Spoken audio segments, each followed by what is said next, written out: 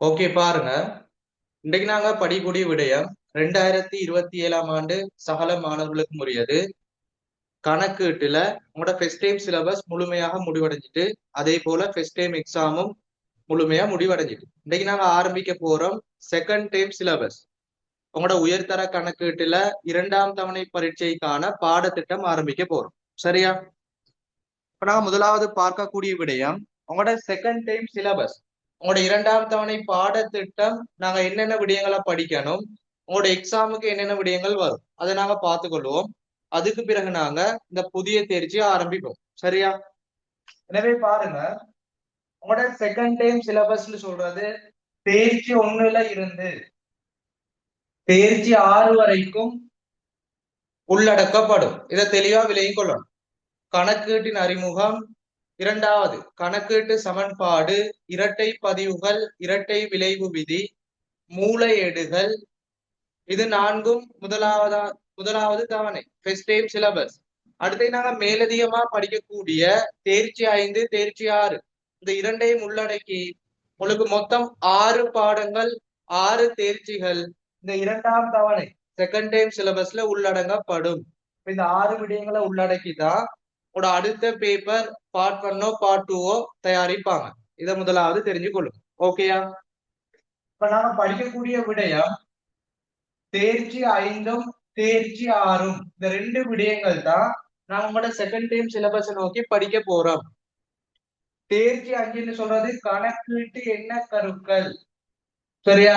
தேர்ச்சி 5ன்னு சொல்றது கணக்கீட்டு எண்ண கருக்கள். இது முழுமையாக நோட்ஸ் பாடத்தை உள்ளடக்கியது. அக்கவுண்டிங் கான்செப்ட்னு சொல்லுவோம். கணக்கீட்டு எண்ண கருக்கள் இது உங்களுக்கு முழுமையாக நோட்ஸ் மட்டும்தான் காணப்படும். இதுல கணக்கீட்டு விடயங்கள் ஒண்ணும் இல்ல. இந்த கணக்கீட்டு எண்ண கருக்கள் பார்ட் 1 பேப்பர்ல மட்டும்தான் இடம் பெறும். அடுத்த இரண்டாவது பாருங்க, தேர்ச்சி 6 ஒரு தனியுடைமை வணிகத்திட நிதி கூற்றுக்கள். நீங்க பிசினஸ் ஸ்டடிஸ் வணிக கல்வியில படிச்சிருப்பீங்க.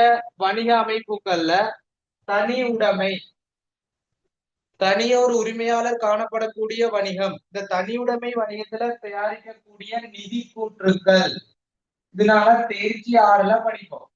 இந்த தேர்ச்சி 6ன்னு சொல்றது உங்களுக்கு நோட்ஸ் விடயங்களையும் உள்ளடக்கும். அதே போல பிரதானமா கணக்கு விடயங்களும் வரும். அவங்களோட தரம் 12 ஃபர்ஸ்ட் இயர் சிலபஸ்ல இந்த 6வது பாடம் மிக முக்கியமானது. இதுலதான் நீங்க சீராக்கம், வருமான கூற்று, நிதி நிலைமை கூற்று, முக்கியமான விடயம் படிக்கக்கூடிய விடயம். சரியா? எனவே உங்களோட செகண்ட் டைம் சிலபஸ்னா தேர்ச்சி 1ல இருந்து தேர்ச்சி 6. எனவே நாங்க 2 பாடங்களை படிச்சு முடிக்கணும். தேர்ச்சி 5 கணக்கீட்டு எண்ண கருக்கள் பகுதி 1க்கு மட்டும் வரும், முழுமையா நோட்ஸ் விடயம்.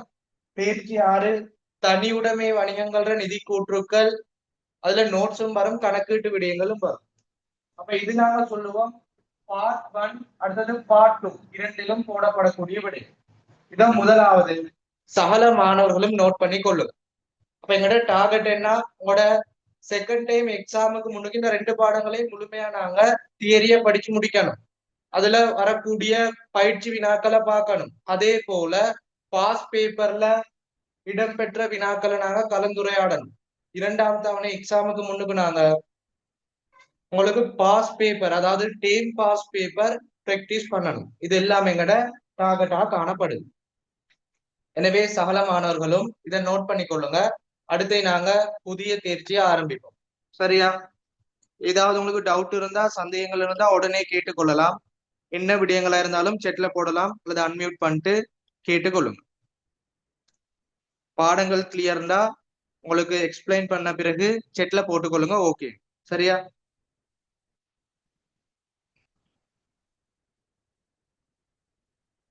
உங்களுக்கு கணக்கீட்டு வகுப்புகள் எப்படி இடம்பெறும்டா தெளிவா சொல்லித்தரேன். புதிய மாணவர்கள் ஜாயின் பண்ணிக்கிறீங்க.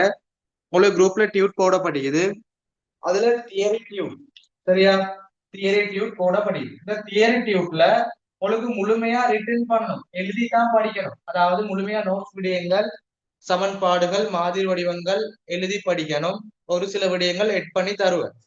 அடுத்து உங்களுக்கு கொஸ்டின் பிராக்டிஸ் விடயங்கள் உங்களுக்கு டியூட் முழுமையா தரப்படும்.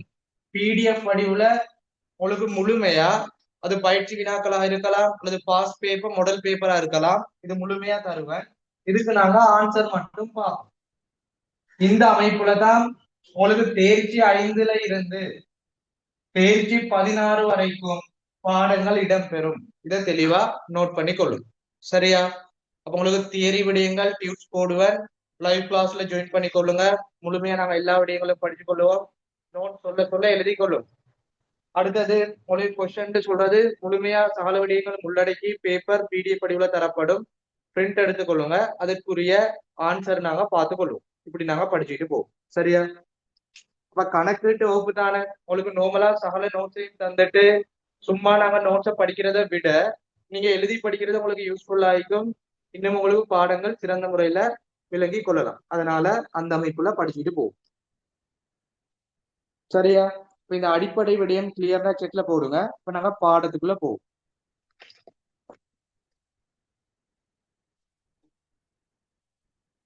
இதுல சஹனாஸ் அடுத்து துவாகரன் 2 பேருக்கும் ஓகேயா? அடுத்து ஃப்ரீயா ஒரு ஆள் ஜாயின் பண்ணிக்கிறீங்க. உங்களோட நேமை சேஞ்ச் பண்ணி கொள்ளும்.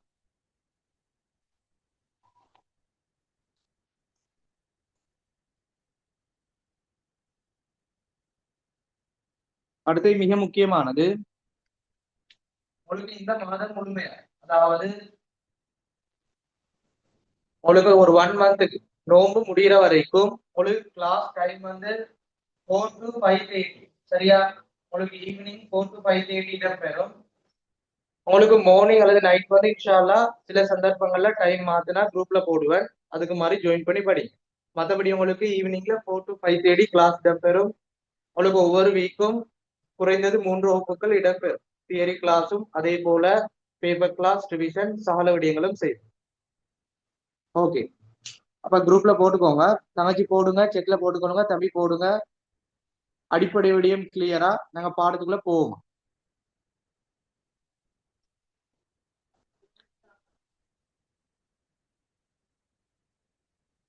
உங்களுக்கு இன்ஷால்லா அடுத்த டீம்ல சகல மாணவர்களுக்கும் எடுத்துக்கொள்ளலாம். முழுமையா நாங்க தியரி விடயங்கள் படித்துக் கொள்ளுவோம். அந்த தியரியில வரக்கூடிய எல்லாம் நாங்க கொஸ்டின்ல பார்த்துக் கொள்ளுவோம். அடிப்படை பயிற்சிகள் பார்ப்போம். அதுக்கு பிறகு நாங்க டேம் பேப்பர்ஸ் பார்ப்போம், மாடல் பேப்பர்ஸ் பார்ப்போம், பாஸ் பேப்பர் பார்ப்போம். எக்ஸாமுக்கு முன்னுக்கு நாங்க பேப்பர் செஞ்சு பார்ப்போம். உங்களுக்கு குறைந்தது 2 அல்லது 3 பேப்பர் செஞ்சுடன் எக்ஸாமுக்கு முன்னுக்கு. அதே போல உங்களுக்கு எக்ஸாம் இன்ஷால்லா ஆன்லைன்ல வைக்கப்படும். அதுவும் நீங்க செஞ்சு கொள்ளலாம். அப்ப சகல விடயங்களும் உங்களுக்கு எக்ஸாமுக்கு முன்னுக்கு ஒவ்வொரு டேமுக்கு முன்னுக்கும் செஞ்சு தருவேன். அதை நீங்க நல்ல முறையில படிச்சீங்கன்னா ஒவ்வொரு டேம்லயும் எடுத்துக் கொள்ளலாம். அப்படி நீங்க தொடர்ச்சியா படிச்சீங்கன்னா ஃபைனல் எக்ஸாம்ல இன்ஷால்லா சகலரும் எடுத்துக் கொள்ளலாம்.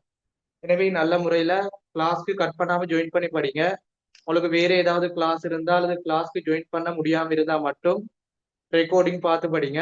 ஒவ்வொரு கிளாஸ்க்கும் ரெக்கார்டிங் கட்டாயம் போடுவேன். லைவ் கிளாஸ் செஞ்சு ரெக்கார்டிங்கும் தருவேன். சரியா? இந்த அறிவுறுத்தல்களை கருத்தில் கொண்டு சகல மாணவர்களும் ஒழுங்கா படிச்சீங்கன்னா இன்ஷா அல்லா எல்லாரும் எடுத்துக் கொள்ளும். ஓகே, இப்ப நாம பாடத்துக்குள்ள போவோம். ஒரு குரூப்ல டியூட் போடப்பட்டிக்கு தேர்ச்சி 5 கணக்கேட்டு என்ன கருக்கள். இப்ப நாங்க அதுக்குள்ள போவோம்.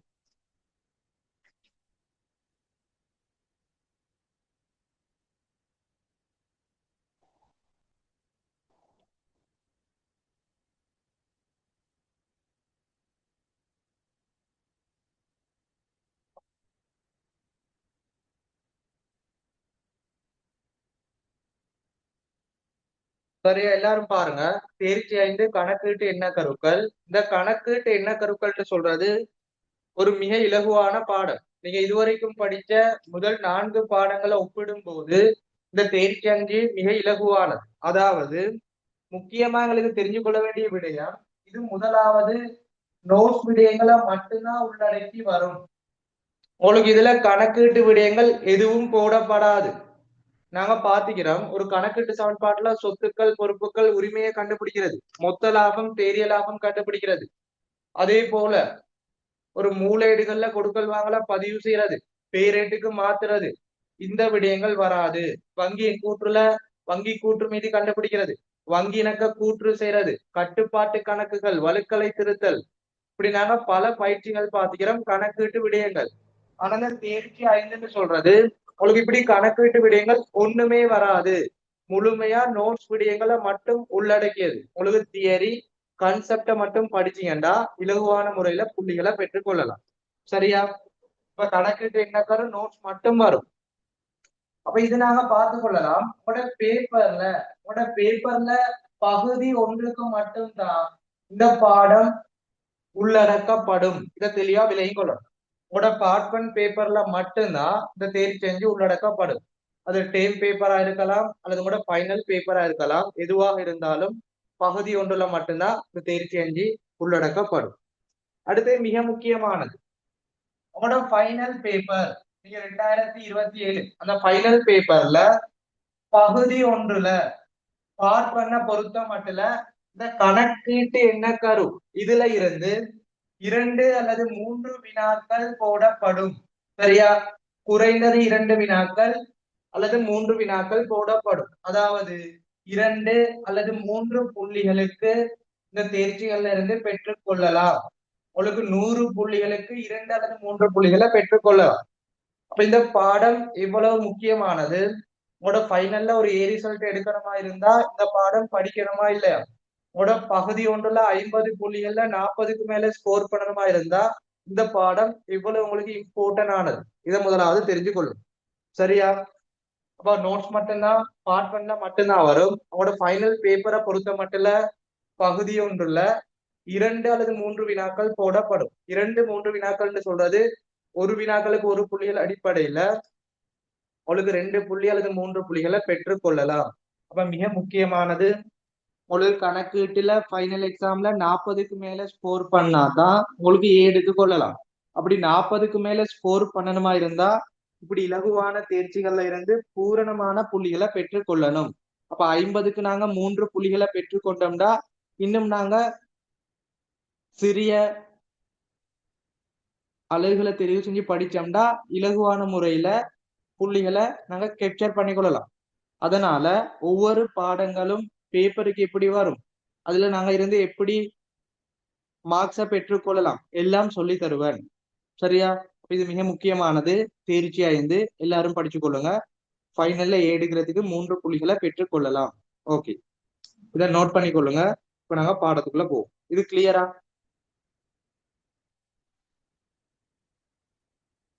உங்களுக்கு டிரெக்டா ஒரு கிளாஸ் எப்படி படிப்பீங்களோ அதை விட சிறந்த முறையில ஆன்லைன்ல டிரெக்ட் அடிப்படையில படிச்சு தருவேன். எனவே இது கிளியரான செக்ல போடும்.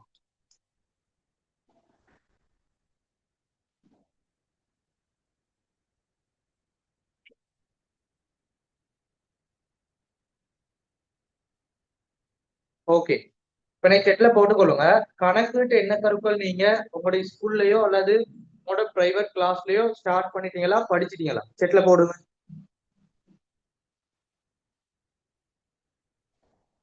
அன்மியூட் பண்ணி சொல்லுங்க பாப்போம். கணக்குட்டு என்ன கரு படிச்சீங்களா? கிளாஸ்ல வந்து பதில் சொல்லி பழகுங்க. சும்மா அமைதியா இருக்காம அன்மியூட் பண்ணிட்டு பேசி பழகுங்க. சரியா? ஓகே, அப்ப இல்லைன்னு சொல்றீங்க. அடுத்து உங்களுக்கு கணக்குட்டு என்ன கருக்கள் ஸ்டார்ட் ஆகும்போது இந்த அமைப்புல எல்லாம் சொல்லி தராங்களா இல்லையா எல்லாத்தையும் செக் பண்ணி படிச்சு கொள்ளுங்க. உங்களுக்கு கணக்கீட்டுக்கு தேவையான சகல விடயங்களும் தருவேன், அதை படிச்சு கொள்ளுங்க. புதிய விடயங்கள், அப்டேட்ஸ் விடயங்கள், ஏதாவது மாற்றங்கள் இருந்தா எல்லாம் உள்வாங்கி சொல்லி தருவேன். இப்ப நீங்க ஸ்கூல்லயோ வேற கிளாஸ்லயோ படிக்கிற விடயங்கள்ல ஏதாவது மாற்றங்கள் இருந்தா என்கிட்ட வந்து கேளுங்க, அதையும் நான் சொல்லி தருவேன். ஓகே, இப்ப நாங்க பாடத்துக்குள்ள போவோம். இப்ப டியூட்ல பாருங்க, முதலாவது கணக்கீட்டு என்ன கருக்கள் போட படி. நாங்க அடிப்படையா படிக்க போறோம். இந்த கணக்குட்டு என்ன கருக்கள் பாடத்துக்குள்ள போறதுக்கு முன்னுக்கு இதுல இருந்து நாங்க என்னத்தை படிச்சு கொள்ளணும், பொதுவா என்ன விடயங்கள் தேவை அத பாருங்க. கணக்கீட்டு என்ன கரு இதுல பிரதானமான விடயம் அறிமுகம். கணக்கீட்டு என்ன கருக்கள்னா என்ன, அதுல வரைவிலக்கணம் முதலாவது நாளா படிப்போம். கணக்கீட்டு என்ன கருக்கள் என்றால் என்ன, அதுல அறிமுகம். அடுத்த இரண்டாவது கணக்கீட்டு என்ன கருக்கள்ல வகை. இந்த வகையை நாங்க ரெண்டாக வகைப்படுத்தி பார்ப்போம். அதுல ஒவ்வொரு வகைகள் தொடர்பான அறிமுகமும், இந்த கணக்கீட்டு என்ன கருக்கள் கணக்கீட்டுல பயன்படுத்தக்கூடிய சந்தர்ப்பம் அல்லது கணக்கீட்டுல எப்படி பிரயோகிக்கப்படும், இதுதான் மிக முக்கியமானது. சரியா? கணக்கீட்டு எண்ணக்கருண்டா என்ன, அந்த கணக்கீட்டு எண்ணக்கருக்கள் எப்படி வகைப்படுத்தப்படுது, மொத்தம் 13 எண்ணக்கருக்களை உள்ளடக்கி வருது. அப்ப இந்த 13 எண்ணக்கருக்கள் என்னன்னா தனித்தனியா படிக்கணும். அந்த ஒவ்வொரு கணக்கீட்டு எண்ணக்கருக்கொண்டா என்ன அறிமுகம் பார்ப்போம். அதுல மிக முக்கியமானது உங்களோட பரீட்சைக்கு உங்களோட பேப்பருக்கு போடப்படக்கூடியது இந்த அடிப்படையா கொண்டு ஒவ்வொரு கணக்கீட்டு எண்ணக்கருக்களும் எப்படி கணக்கீட்டுல பயன்படுத்தப்படும், அதுல உதாரணம் என்ன, அதுல சந்தர்ப்பங்கள் என்ன, அதை அடிப்படையா கொண்டுதான் உங்களோட பரீட்சைக்கு போடப்படும். இதை கிளியரா விளங்கி கொள்ளும். இப்ப நாங்க சும்மா கணக்கீட்டு எண்ணக்கருவை படிச்சா மட்டும் ஆன்சர் பண்ண இயலாது.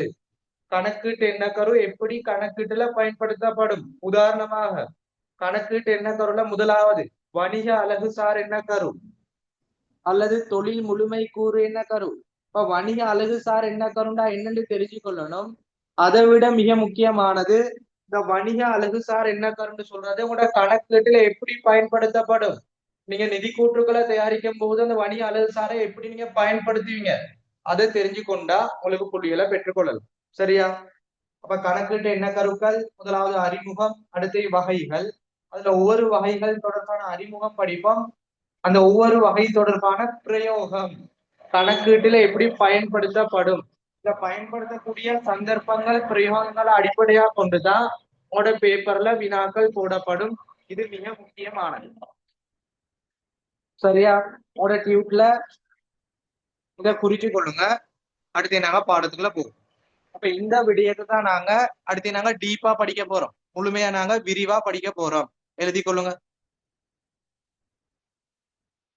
உங்களுக்கு அதுல இடைவெளி தரப்பட்டிருக்குது. அதுல நாங்க கணக்கீட்டு எண்ணக்கரோட வரைவிலக்கணம் எழுதி கொள்ளுவோம்.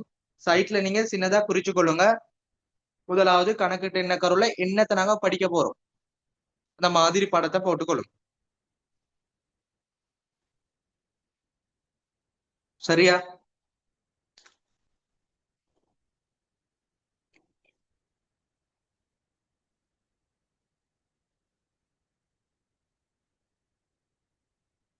உங்களுக்கு கணக்கீட்டு எண்ணக்கருக்கள்ற ஃபுல் டியூட் வந்து இன்ஷா அல்லாஹ் குரூப்ல போடப்படும். அதை முழுமையா பிரிண்ட் எடுத்து வச்சுக்கொள்ளுங்க. தொடர்ச்சியான முறையில அந்த டியூட் அடிப்படையில தேர்வு விடயங்கள் எல்லாம் போகும். அது முடிய நாங்க பயிற்சிகள், பாஸ் பேப்பர், மாடல் பேப்பர் எல்லாம் செய்வோம். உங்களுக்கு இந்த பாடம் முடிய இன்ஷா அல்லாஹ் கணக்கீட்டுல ஒரு கான்பிடென்ட் வரும். கணக்கீடு மிக இலகுவானதா, பகுதி ஒன்றுக்கு ஆன்சர் இலகுவா கண்டுபிடிக்க இயலுமா, எல்லாம் உங்களுக்கு நம்பிக்கை வரும். எனவே ஒவ்வொரு கிளாஸ் நல்ல முறையில படிச்சு கொள்ளுங்க. சொல்ற மாதிரி படிச்சு கொள்ளுங்க. சார் சொல்லுங்க தம்பி. ஆன் சார், நீங்க இப்ப படிப்பிக்க போற அந்த டியூட்டா முதலே போடுறீங்களா? முதலே போட்டா தான் பிரிண்ட் எடுக்கலாம். ஓகே தம்பி, நான் குரூப்ல போடுவேன், முழுமையா போடுவேன். இன்னைக்கு அது முழுமையா பிரிண்ட் எடுத்து கொள்ளும். சரியா? இப்ப நீங்க ஒரு பேப்பர்ல நோட் பண்ணி கொள்ளுங்க. இன்ஷா அல்லாஹ் அதை பிரிண்ட் எடுத்து நாளில இருந்து நோட் பண்ணிட்டு வாங்க. ஓகே.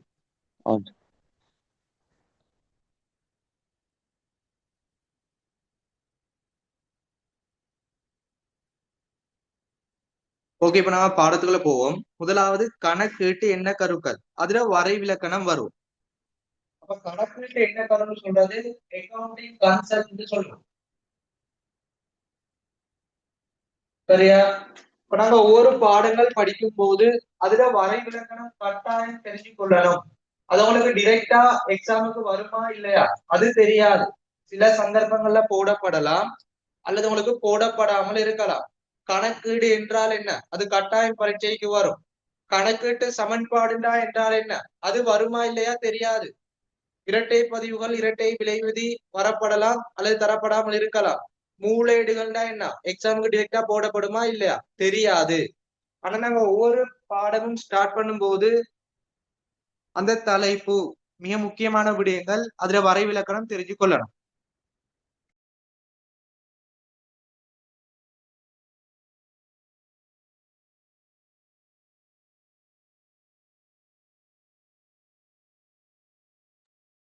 சரியா?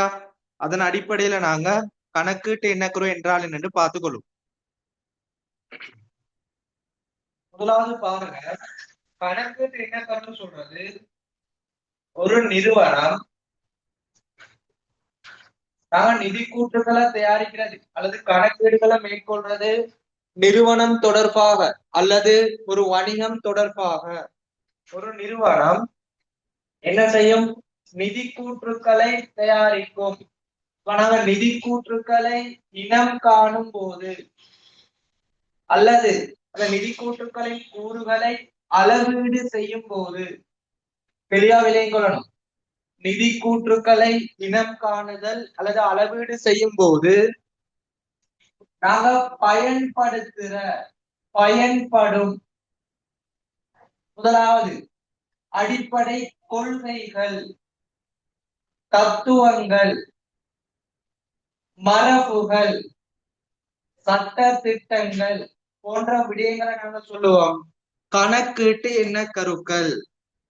ஒரு நிறுவனம் நிதி கூற்றுக்களை இனம் காணும் போதும் அதனை அளவீடு செய்யும் போதும் பயன்படுத்தக்கூடிய பொதுவாக ஏற்றுக்கொள்ளப்பட்ட மரபுகள், முறைகள், சட்ட திட்டங்கள், கொள்கை இது எல்லாத்தையும் நாங்க சொல்லுவோம் கணக்கீட்டு எண்ண கருக்கள்.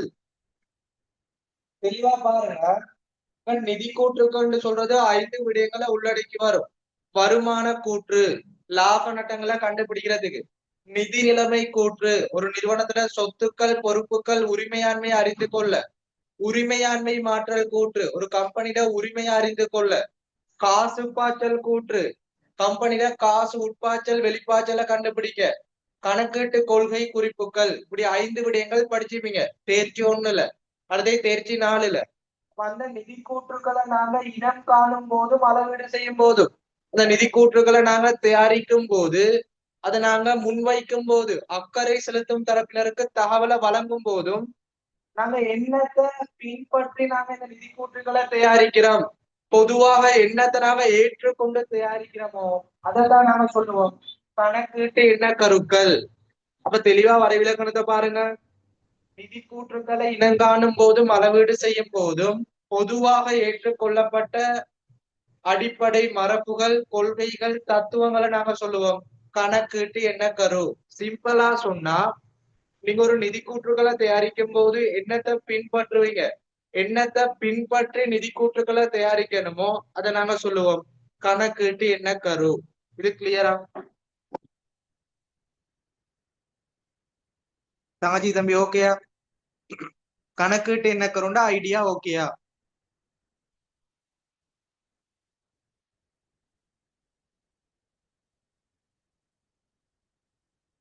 உங்களுக்கு முதலாவது ஒரு விடயங்கள் தொடர்பா எக்ஸ்பிளைன் பண்ணுவேன், அதுக்கப்புறம் நோட்ஸ் தருவேன், எழுதி கொள்ளுங்க. உங்களுக்கு இன்னும் கிளியர் ஆயிக்கும். மேலதிகமா நிறைய விடயங்கள் சொல்லி தருவேன், அது தேவையான விடயங்களை குறிப்பெடுத்துக் கொள்ளும். சரியா? இப்ப முதலாவது கணக்கீட்டு என்ன கருண்டா என்னன்னு பாத்துக்கிறோம். இப்ப நாங்க நோட்ஸ் எழுதி கொள்ளுவோம். இப்ப கணக்கீட்டு என்ன கருக்கள் டியூப்ல போடப்படுகிறது, அது கீழே எழுதி கொள்ளுங்க. நிதி கூற்றுக்களின் கூறுகளை இனம் காணும் போதும் மற்றும் அளவீடு செய்யும் போதும். உங்களுக்கு நோட்ஸ் எழுதும் போது கட்டாயம் எழுதின பிறகு ஓகேன்னு போடுங்க, அப்பதான் நாங்க டைமுக்கு நோட் சொல்லிக் கொள்ளலாம், பார்த்து கொள்ளலாம், கொஞ்சம் விரைவாகவும் படிச்சு கொள்ளலாம். சரியா? நிதி கூற்றுக்களின் கூறுகளை இனம் காணும் போதும் மற்றும் அளவீடு செய்யும் போதும்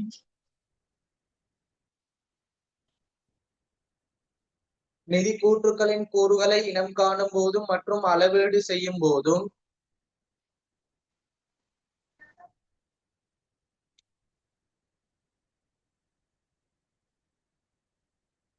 தொடர்ந்து எழுதுங்க. பயன்படுத்தக்கூடிய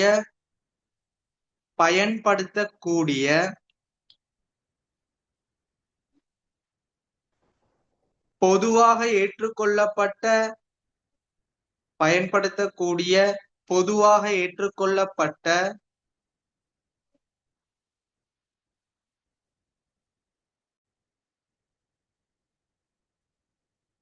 தத்துவங்கள், முறைகள், மரபுகள் கணக்கீட்டு எண்ண கருக்கள் ஆகும். நிதி கூற்றுக்களின் கூறுகளை இனம் காணும் போதும் மற்றும் அளவீடு செய்யும் போதும் பயன்படுத்தக்கூடிய பொதுவாக ஏற்றுக்கொள்ளப்பட்ட தத்துவங்கள், முறைகள், மரபுகள் கணக்கீட்டு எண்ண கருக்கள் ஆகும். இதை எழுதி முடிச்சா ஓகேன்னு போடுங்க, அடுத்த விடயத்துக்கு போகும். அப்ப முக்கியமான விடயங்களுக்கு கீழே அண்டர்லைன் பண்ணி கொள்ளும். நாங்க ஒரு நிதி கூற்றுக்களை தயாரிக்கும் போது என்னத்தை பின்பற்றி தயாரிக்கணும், என்னத்தை அடிப்படையா பயன்படுத்தணும், அதை சொல்றதுதான் கணக்கீட்டு எண்ண கரு. மிக இலகுவான ஒரு விடயம். கிளியரா?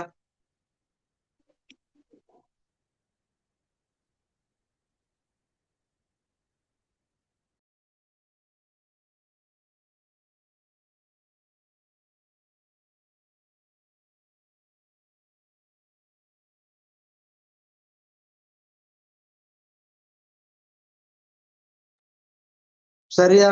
அப்ப நாங்க முதலாவது கணக்கீட்டு எண்ணக்கரோட வரைவிலக்கணம் படிச்சிட்டோம். இப்ப அடுத்தது நாங்க பார்க்க போறோம். டியூட்ல பாருங்க, கணக்கீட்டு எண்ணக்கருக்களை பின்பற்றுவதன் நோக்கம். இப்ப நிறுவனங்கள் வந்து ஒரு கணக்கீட்டு எண்ணக்கருக்களை என்னத்துக்கு பின்பற்றுது, அதோட நோக்கம் என்னட்டு பார்க்க போறோம். சரியா? இப்ப இலங்கையை பொறுத்த மட்டும் இல்ல, நீங்க சொல்லிக் கொள்ளுங்க, ஒரு நிறுவனம் காணப்படுது அல்லது ஒன்றுக்கு மேற்பட்ட நிறுவனங்கள் காணப்படுது. தனியுடைமை, பங்குடைமை, கம்பெனி, அப்படி பல வகையான நிறுவனங்கள் காணப்படுது. இங்க ஒரு நிறுவனமா அல்லது ஒன்றுக்கு மேற்பட்டதா? ஆன்சர் பண்ணுங்க.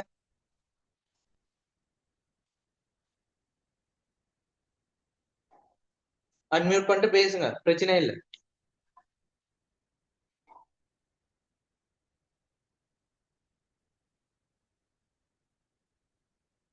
Okay, very good. அப்ப இலங்கையை பொறுத்த மட்டும் இங்க வணிகங்கள் அல்லது நிறுவனங்கள் அல்லது கம்பெனிகள் நாங்க சொல்லுவோம், இது ஒன்றுக்கு மேற்பட்டதாக காணப்படுது. இப்ப பார்த்து கொள்ளுங்க, ஒரு கணக்கீட்டு எண்ணங்களும் நாங்க என்னத்துக்கு பின்பற்றோம், அதுல நோக்கம் என்னன்னு பாருங்க. நிறுவனங்கள் சொல்றது பல வகையாக காணப்படுது. அப்ப சகல நிறுவனங்களும் என்ன செய்யும், நிதி கூற்றுக்களை தயாரிக்கும். இதை முதலாவது தெரிஞ்சுக்கணும். சகல நிறுவனங்களும், அதாவது தனியுடைமை, பங்குடைமைக்கு கட்டாயம் இல்ல, கம்பெனியா இருந்தா கட்டாயம் நாங்க நிதி கூற்றுக்கள் தயாரிக்கணும். ஒரு தனியுடைமை வணிகம் உதாரணமா யோசிச்சு பாருங்க. உங்களோட பிரதேசத்துல அல்லது உங்களோட கிராமத்துல பாருங்க, சில்லறை வியாபார நிலையங்கள் காணப்படுது அல்லது சிறிய சிறிய கடைகள் காணப்படுது. அங்க வந்து ஒரு நிதி கூற்றுகள் தயாரிக்க மாட்டாங்க, ஒரு ப்ராப்பரா கணக்கு செய்ய மாட்டாங்க. அடுத்து பார்ட்னர்ஷிப், பங்குடைமை, பொதுவா பங்குடைமையில கணக்கு செய்வாங்க. அடுத்து கம்பெனில கட்டாயம் நிதி கூற்றுக்கள் செய்யணும். அப்ப தனியுடைமை இல்லாம மத்த பங்குடைமையோ கம்பெனிலயோ தற்பொழுது அண்மை காலத்துல கணக்கீடுகள் கட்டாயம் செய்யணும். அப்ப நிறுவனங்கள் பல வகையில காணப்படுது. அவங்க என்ன செய்வாங்க, நிதி கூற்றுக்களை தயாரிப்பாங்க. இது முதலாவது விஷயம். அப்படி நிதி கூற்றுக்களை தயாரிக்கும் போது அந்த நிதி கூற்றுக்கள் இரண்டு பண்புகளை கொண்டு காணப்படணும். அதாவது ஒரே தன்மையாக, அடுத்தது உண்மை தன்மையாக காணப்படணும். எல்லா நிறுவனங்களும் தயாரிக்கக்கூடிய நிதி கூற்றுக்கள் ஒரே மாதிரி, ஒரே தன்மை, உண்மை தன்மையாக காணப்படணும். இல்ல பாருங்க, கம்பெனி, இந்த மூன்று கம்பெனிகள் காணப்படுது. ஏ நிறுவனம், பி நிறுவனம், சி நிறுவனம். அப்ப மூன்று நிறுவனங்களும் வருமான கூற்று தயாரிக்குது. இந்த வருமான கூற்று தயாரிச்சு இறுதியில தேறிய இலாபம் அல்லது இலாபம் அல்லது நட்டம், அல்லது நீங்க படிச்சீங்க நிதி பெறுபேறு அல்லது செயற்பாட்டு பெறுபேறு, இப்படி நாங்க கண்டுபிடிக்கணும். அப்ப இந்த லாபம் அல்லது நட்டம்னு சொல்றது இந்த ஒவ்வொரு நிறுவனமும் தயாரிக்கிற வருமான கூற்றினூடாக உண்மையானதாக, அடுத்தது ஒரே தன்மையானதாக காணப்படணும். நாங்க ஒரே தகவல்களை மூன்று நிறுவனத்துக்கும் வழங்குறோம். இந்த மூன்று நிறுவனமும் ஒரே தகவலை அடிப்படையாக கொண்டு நிதி கூற்றுக்களை தயாரிக்குது. அப்படி தயாரிக்கும் போது என்ன செய்யலாம், இந்த ஒவ்வொரு நிறுவனங்களோட நிதி கூற்றுக்களை இரண்டாவது ஒப்பிடக்கூடியதாக காணப்படலாம். இது தெளிவா விளையணும். அப்ப முதலாவது நாங்க தயாரிக்கிற நிதி கூற்றுக்கள் உண்மையானது, ஒரே மாதிரியானதுன்னு கண்டுபிடிக்கலாம். இரண்டாவது, நாங்க ஒரே தகவலை கொடுத்து நிதி கூற்றுகளை தயாரிக்க சொன்னால் அந்த நிறுவனங்களை ஒப்பிடலாம். அப்ப நீங்க பாருங்க, கணக்கீடு என்கிட்ட மட்டும்தான் படிக்கிறீங்க. இப்ப கிளாஸ்ல ஒரு 10 மாணவர்கள் இருக்கிறீங்க. அப்ப உங்களுக்கு செகண்ட் டைம்ல மார்க்ஸ் வரலாம். அப்படி வரக்கூடிய சந்தர்ப்பத்தில் நீங்க ஒப்பிட்டு பார்க்கலாம், ஒவ்வொரு மாணவர்களை ஒப்பிட்டு பார்க்கலாம் புள்ளிகள் அடிப்படையில. ஏண்டா நீங்க ஒரு ஆசிரியர்கிட்ட தான் கணக்கீடு படிக்கிறீங்க. அதே போலதான் இந்த நிறுவனங்கள் கணக்கீட்டு எண்ணக்கருக்களை பின்பற்றி நிதி கூற்றுக்களை தயாரிக்கும் போது ஒரே தன்மை உண்மையானதாகவும் காணப்படணும். அதே போல நிறுவனங்களை ஒப்பிட்டும் பார்க்க முடியும். இந்த இரண்டு விடயங்களுக்காக தான் நாங்க கணக்கீட்டு எண்ணக்கருக்களை பின்பற்றுறோம், நிதி கூற்றுக்கள் பின்பற்றுது. இது கிளியரா? முதலாவது நாங்க நோட்ஸை தெளிவா படிச்சுக்கொள்வோம், அதுக்கப்புறம் நோட்ஸ் எழுதுவோம். உங்களுக்கு டபுள் டைம்ல 2 முறைகள்ல பாடங்களை படிச்சு கொள்ளலாம், ரிவிஷன் பண்ணி கொள்ளலாம். இந்த உங்களுக்கு சிறப்பான முறையில தியரி விடயங்கள் கிளியரா இருக்கும். இது ஓகே தானே? இந்த அடிப்படையில படிச்சுக்கிட்டு போனா ஓகேயா? செட்ல போடுங்க.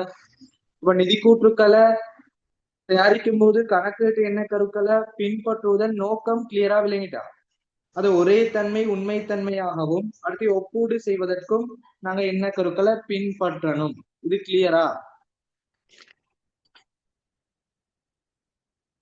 ஓகே. அப்ப உங்களுக்கு பகுதி ஒன்றுல இந்த கணக்கீட்டு எண்ண கருக்களை பின்பற்றுவதன் அடிப்படை நோக்கம்டா ரெண்டே ரெண்டு தான் வரும். நிதி கூற்றுக்கள் ஒரே தன்மை உண்மைத்தன்மையானதாகவும் அடுத்து ஒப்பிடக்கூடியதாகவும் காணப்படுவதற்கு நாங்க கணக்கீட்டு எண்ண கருக்களை பின்பற்றணும். இப்ப எழுதி கொள்ளுங்க. கணக்கீட்டு எண்ண கருக்களை பின்பற்றுவதன் நோக்கம் டியூப்ல எழுதி கொள்ளுங்க இடைவெளியில. வணிக நிறுவனங்கள் எழுதி கொள்ளுங்க. வணிக நிறுவனங்களினால் தயாரிக்கப்படுகின்ற நிதி கூற்றுக்களை வணிக நிறுவனங்களினால் தயாரிக்கப்படுகின்ற நிதி கூற்றுக்களை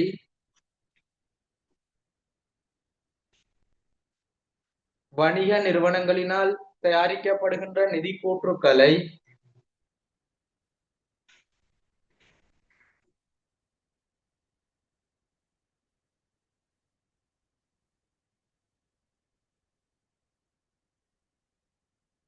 தொடர்ந்து எழுதுங்க. ஒரே தன்மையாகவும் உண்மை தன்மையாகவும் இருப்பதற்கு ஒரே தன்மையாகவும் உண்மை தன்மையாகவும் இருப்பதற்கு வணிக நிறுவனங்களினால் தயாரிக்கப்படுகின்ற நிதி கூற்றுக்கள் அல்லது நிதி கூற்றுக்களை ஒரே தன்மையாகவும் உண்மை தன்மையாகவும் இருப்பதற்கு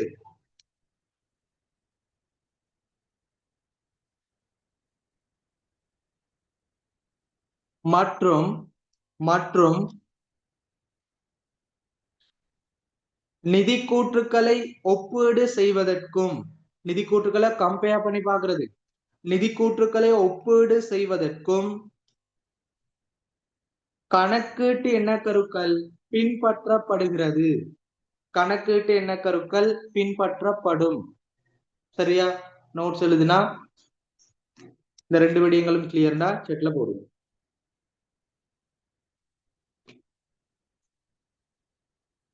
கணக்கீட்டு எண்ணக்கருனா நிதி கூற்றுக்களை தயாரிக்கும் போது அடிப்படையாக பின்பற்றக்கூடிய விடயம்.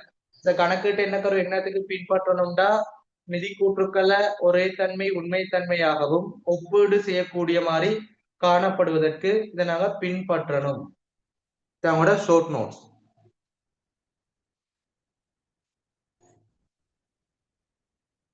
அப்ப நாங்க முதலாவது அடிப்படை ரெண்டு விடயங்களையும் படிச்சிட்டோம். அடுத்து நாங்க மிக முக்கியமானது கணக்கீட்டு எண்ணக்கருக்கள் வகைக்கு போக போறோம். அதுக்கு முன்னாடி நீங்க எல்லாரும் செட்ல போடுங்க. இந்த ரெண்டு விடயங்களும் படிச்சது கிளியரா?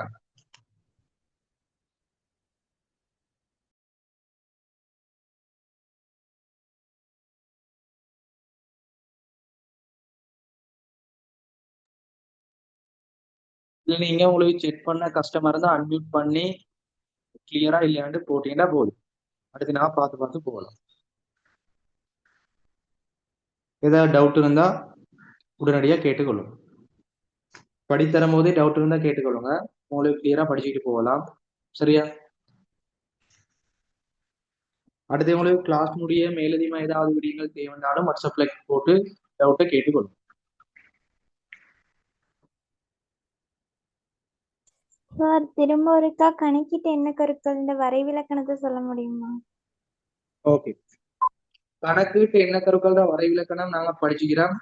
நிதி கூற்றுக்களின் கூறுகளை இனம் காணும் போதும் மற்றும் அளவீடு செய்யும் போதும் பயன்படுத்தக்கூடிய பொதுவாக ஏற்றுக்கொள்ளப்பட்ட தத்துவங்கள், முறைகள், மரபுகள் கணக்கீட்டு எண்ண கருக்கள் ஆகும்.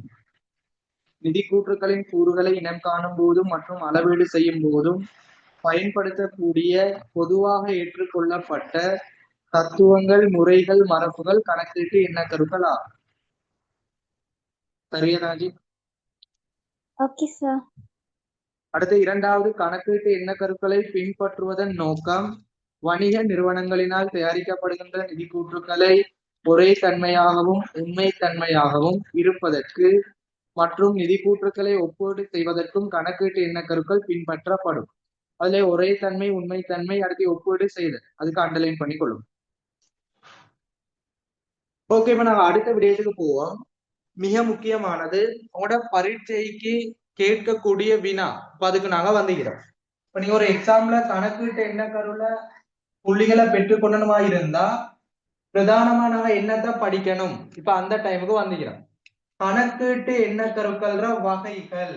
இந்த வகைகள் ஒவ்வொரு விடயங்களையும் வச்சுதான் உங்களுக்கு பரீட்சையில வினாக்கள் போடப்படும். சரியா? அடுத்தது கணக்கீட்டு எண்ண கருக்களின் வகைகள். டியூட்ல தலைப்பு போடப்படும். அதுல பாருங்க, சைட்ல போட்டுக்கொள்ளுங்க, கணக்கீட்டு எண்ண கருக்கள். அது மொத்தமா 13 எண்ண கருக்கள் காணப்படுது. பிரேக்கெட் பண்ணி போடும். கணக்கீட்டு எண்ண கருக்கள் உங்களோட சிலபஸ்ல 13 எண்ண கருக்கள் காணப்படுது.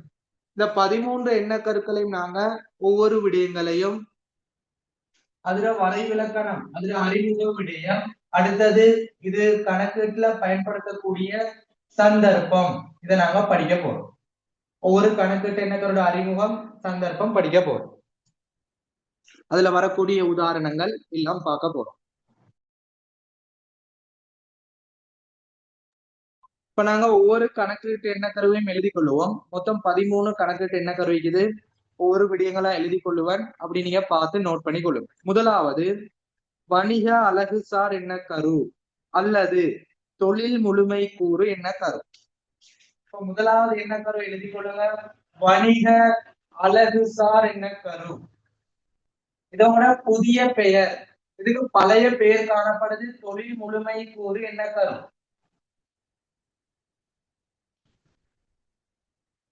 நீங்க 2019 நியூ சிலபஸ்ல இருந்து தான் படிக்கிறீங்க. உங்களுக்கு 2027 போகுது. சரியா? உங்களோட 2027 தான் எக்ஸாம் இடம்பெறும். இப்போ வணிக அழகுசார் என்ன கருண்டா புதிய பெயர், அதுக்கு பழைய பெயர் தொழில் முழுமை கூறு என்ன கரும்.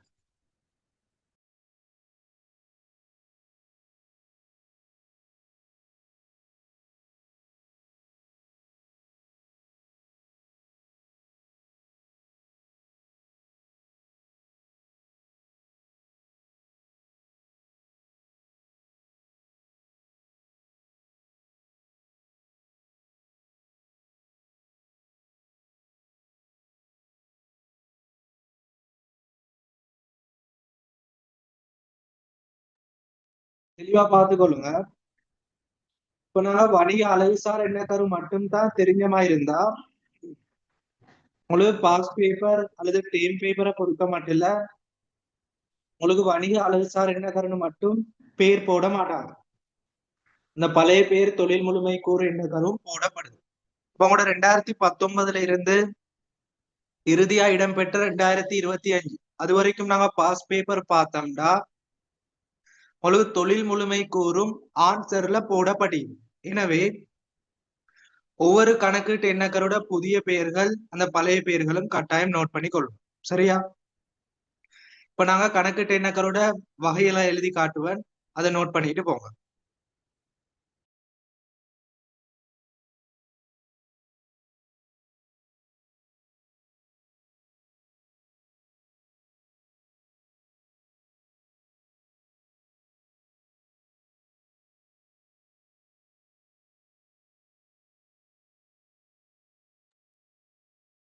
ஓகே, நாங்க தொடர்ச்சியா பார்ப்போம். முதலாவது வணிக அழகுசார் எண்ணக்கரு, தொழில் முழுமை கூறு எண்ணக்கருன்னு சொல்லுவோம். இரண்டாவது தொடர்ந்து இயங்கும் எண்ணக்கரு.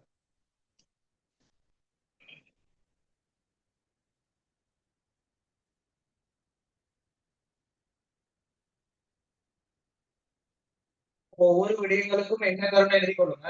வணிக அழகுசார், தொழில் முழுமை கூறு, தொடர்ந்து இயங்கும் எண்ணக்கரு. மூன்றாவது பண அளவீட்டு எண்ணக்கரு.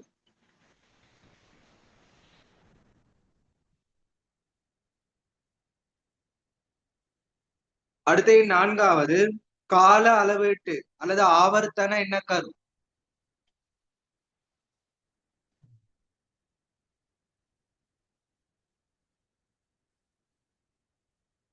அல்லது உங்களுக்கு பாஸ் பேப்பர்ல போடப்படி கணக்கீட்டு காலம் போடப்படி.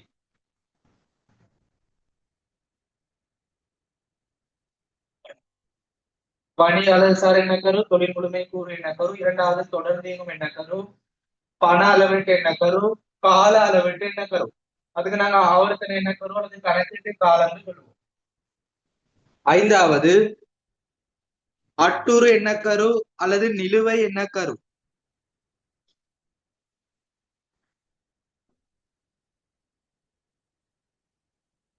இந்த 5 விடயங்களையும் எழுதினா ஓகேன்னு போடுங்க. அடுத்த விடயங்களை பார்ப்போம்.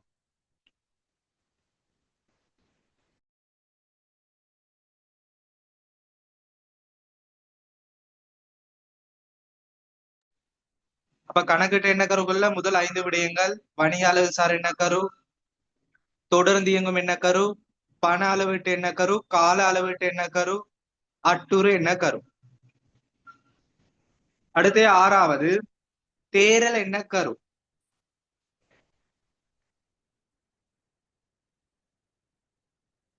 தேரல் எண்ணக்கரு இதுக்கு பிராக்கெட்ல போட்டுக்கோங்க. வருமானத்தை அடையாளப்படுத்தும் எண்ணக்கரு. வருமானத்தினை அடையாளப்படுத்தும் எண்ணக்கரு பிராக்கெட்ல போடுங்க.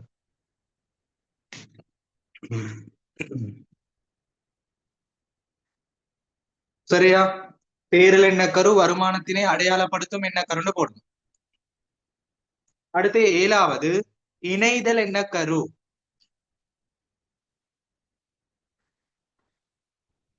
இதுக்கு நாங்க இன்னும் ஒரு பேர் சொல்லுவோம், பொருந்தை செய்யும் எண்ணக்கரு.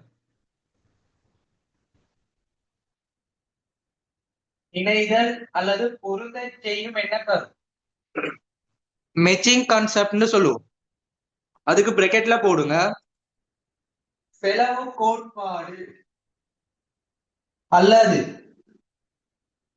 செலவுகளை அடையாளப்படுத்தும் எண்ணக்கரு. மேல நாங்க வருமானத்தினை அடையாளப்படுத்தும் எண்ணக்கரு, அதே போல செலவுகளை அடையாளப்படுத்தும் எண்ணக்கரு.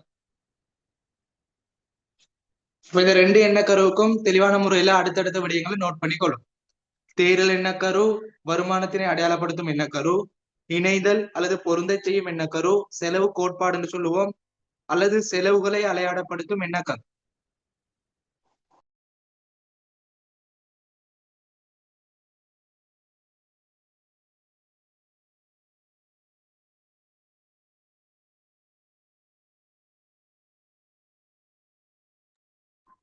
ஓகே, அடுத்தது நாங்க பார்ப்போம் 8வதுல இருந்து. இதை அழிச்சு கொள்றேன். சரியா? வணி அலகுசார், தொடர்ந்து இயங்கும் பண அளவீடு, கால அளவீட்டு எண்ணக்கரு, அட்டுறு எண்ணக்கரு, தேரல் எண்ணக்கரு, இணைதல் எண்ணக்கரு.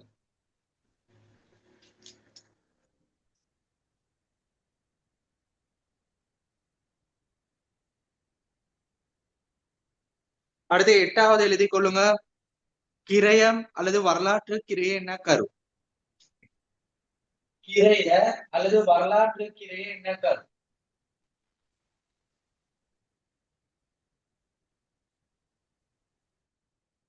பத்தாவது பாதுகாப்பு அல்லது முன்னெச்சரிக்கை எண்ணக்கரு.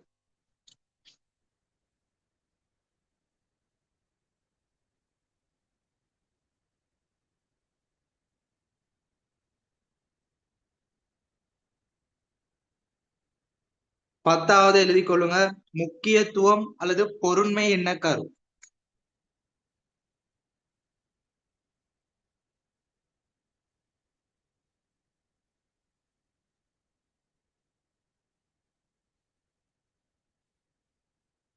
பதினோராவது எண்ணக்கரு தோற்றத்திலும் பார்க்க கருத்து முக்கியத்துவ எண்ணக்கரு. இது மட்டும் ஒரு பெரிய பெயராக காணப்படும், ஆனா சிறிய ஒரு விடயம். தோற்றத்திலும் பார்க்க கருத்து முக்கியத்துவ எண்ணக்கரு.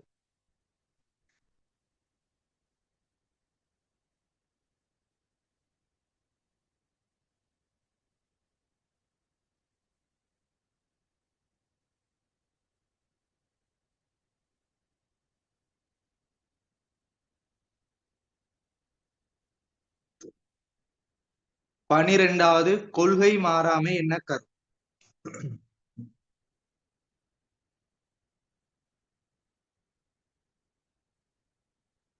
அடுத்த இறுதியா போட்டுக்கோங்க வெளிப்படுத்தல் எண்ணக்கரு. சரியா? இது எல்லாம் நாங்க 13 எண்ணக்கருக்கள். திருப்பி ஒருக்கா சொல்றேன், எழுதிட்டு செட்ல போடுவோம். முதலாவது வணிக அழகுசார் எண்ணக்கரு, தொழில் முழுமை கூறு எண்ணக்கரு. இரண்டாவது தொடர்ந்து இயங்கும் எண்ணக்கரு, பண அளவீட்டு எண்ணக்கரு, கால அளவீடு அல்லது ஆவர்த்தன எண்ணக்கரு அல்லது கணக்கீட்டு காலம். தேரல் எண்ணக்கருண்டா வருமானத்தினை அடையாளப்படுத்தும் எண்ணக்கரு. இணைதல் எண்ணக்கருண்டா செலவு கோட்பாடு, செலவுகளை அடையாளப்படுத்தும் எண்ணக்கரு. பொருந்த செய்யும் எண்ணக்கருன்னு சொல்லுவோம். கிரயம் அல்லது வரலாற்றுக்கிறை எண்ணக்கரு. பாதுகாப்பு அல்லது முன்னெச்சரிக்கை எண்ணக்கரு. முக்கியத்துவம் அல்லது பொருண்மை எண்ணக்கரு. தோற்றத்திலும் பார்க்க கருத்து முக்கியத்துவ எண்ணக்கரு. கொள்கை மாறாமை எண்ணக்கரு. வெளிப்படுத்தல் எண்ணக்கரு. இந்த 13ம் எழுதினீங்கண்டா ஓகேன்னு போடுங்க. அடுத்து நாங்க இந்த ஒவ்வொரு எண்ணக்கருக்கள் தொடர்பாக அறிமுக விடயங்களும் அது கணக்கீட்டுல பயன்படுத்தக்கூடிய சந்தர்ப்பங்களும் படிப்போம். இதுல ஃப்ரீயா ஜாயின் பண்ண மாணவர் உங்களோட நேம சேஞ்ச் பண்ணிக்கொள்ளும், உங்களோட ஒரிஜினல் நேம போட்டுக்கொள்ளும்.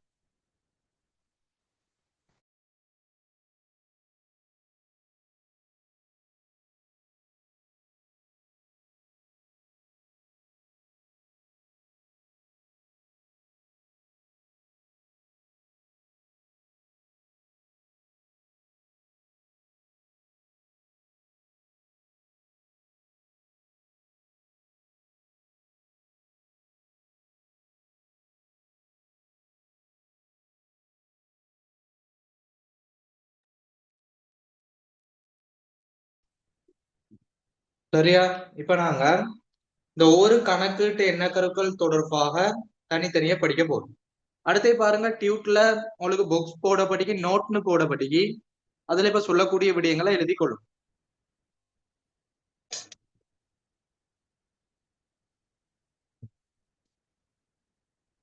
கணக்கீட்டு எண்ணக்கருக்கள் வகை எழுதுனா அது கீழே பாக்ஸ்ல நோட்னு போடப்படிக்கு அதை எழுதி கொள்ளுங்க.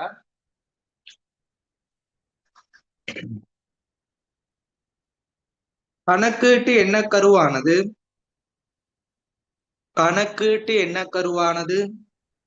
மொத்தமாக 13 ஆகும். உங்களுக்கு டியூட்ல நோட்னு பாக்ஸ்ல போடப்படி அதுல சொல்ற விடயங்களை எழுதி கொள்ளும். கணக்கீட்டு எண்ணக்கருவானது மொத்தமாக 13 ஆகும்.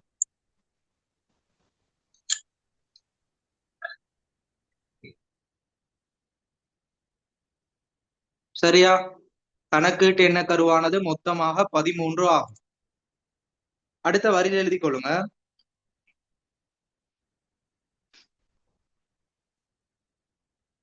இது முழுமையாக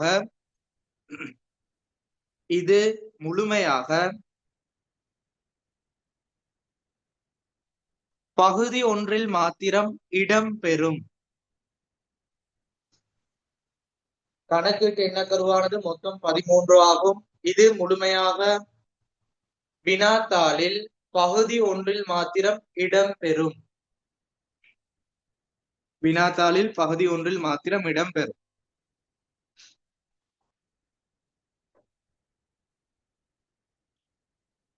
தொடர்ந்து அதாவது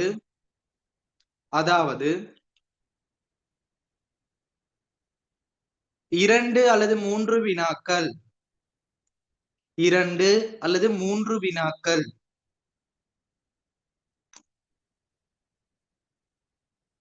பிராக்கெட்ல போட்டுக்கோங்க. 2 அல்லது 3 புள்ளிகளுக்கு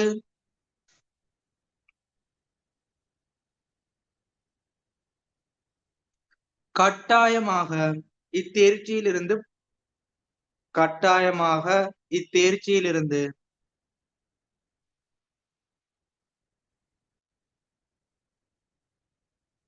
வினாக்கள் போடப்படும். எழுதிக் கொள்ளுங்க. கணக்கீட்டு எண்ணக்கருவானது மொத்தமாக 13 ஆகும். இது முழுமையாக பகுதி ஒன்றில் வினாத்தாளில் பகுதி ஒன்றில் மாத்திரம் இடம்பெறும். அதாவது 2 அல்லது 3 வினாக்கள் பிராக்கெட்ல 2 அல்லது 3 புள்ளிகளுக்கு கட்டாயமாக தேர்ச்சியிலிருந்து போடப்படும். சரியா? இது முக்கியமான ஒரு நோட் ஒன்று. இதோட ஃபைனல் பேப்பர்ல கட்டாயமா இந்த அடிப்படையில தான் இடம்பெறும். எனவே 2 அல்லது 3 புள்ளிகளை இலகுவா பெற்றுக்கொள்ளலாம்.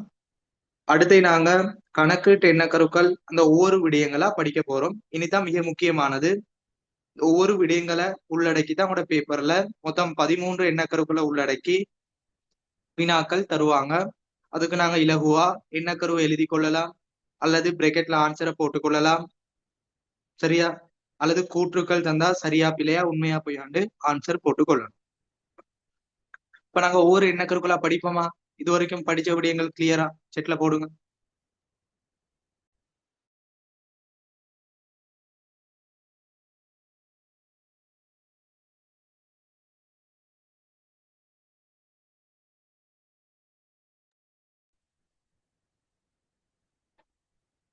இப்ப நாங்க ஒவ்வொரு எண்ணக்கருக்களா வணிக அலகு சார் எண்ணக்கருவுல இருந்து ஆரம்பிச்சு படிப்போம். சரியா?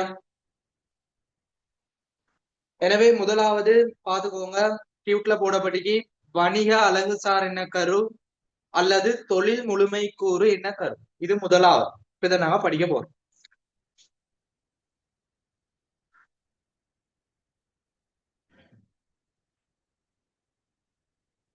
அப்ப உங்களுக்கு நான் தெளிவா சொல்லிக்கிறேன். உங்களோட வணிக அலகு சார் எண்ணக்கருண்டா இது 2019 சிலபஸ் புதிய பெயர். இதுக்கு பழைய பெயர் ஒன்று காணப்படுது, தொழில் முழுமை கூறு எண்ணக்கரு. ஆனா உங்களோட 2019ல இருந்து 2025 வரைக்கும் நாங்க பாஸ் பேப்பரை பார்த்தோம்னா உங்களுக்கு கணக்கு எண்ணக்கருக்கள் என்ற தொழில் முழுமை கூறு இந்த பெயர் போடப்படி. எனவே நாங்க வணிக அலகு சார்ந்து மட்டும் படிச்சமா இருந்தா உங்களுக்கு தொழில் முழுமை கூறுன்னு போடப்பட்டா ஆன்சர் கொடுக்க இயலாது. இதை தெளிவா விலகி கொள்ளணும். அப்போ ஒரு எண்ணக்கருக்கள பழைய பேர்களும் கட்டாயம் படிச்சு வச்சுக்கொள்ளும். சரியா? இப்ப நாங்க பார்ப்போம் வணிக அலகுசார் எண்ணக்கரு, அது தொடர்பான விளக்கங்களுக்கு போகும். வணிக அலகுசார் எண்ணக்கருவை நாங்க சொல்லுவோம் பிசினஸ் என்டிட்டி கான்செப்ட்னு சொல்லுவோம். அதையும் நோட் பண்ணி கொள்ளுங்க. சரியா?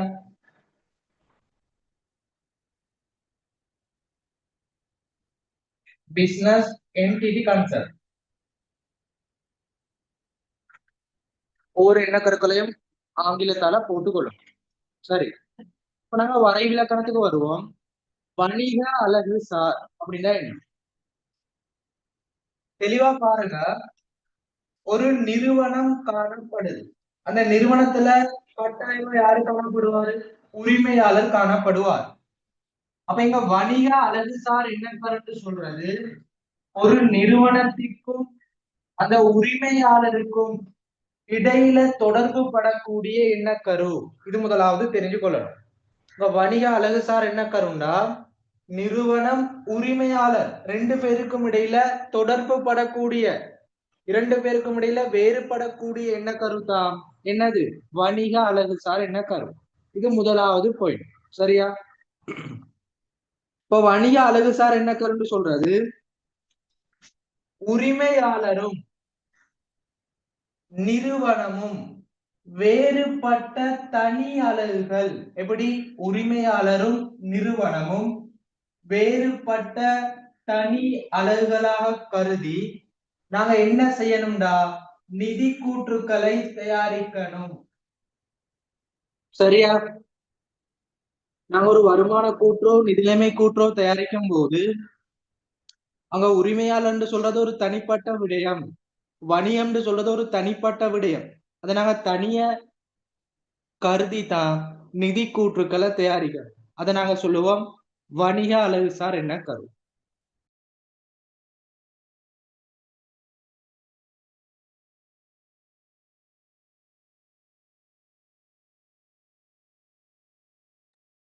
சரியா?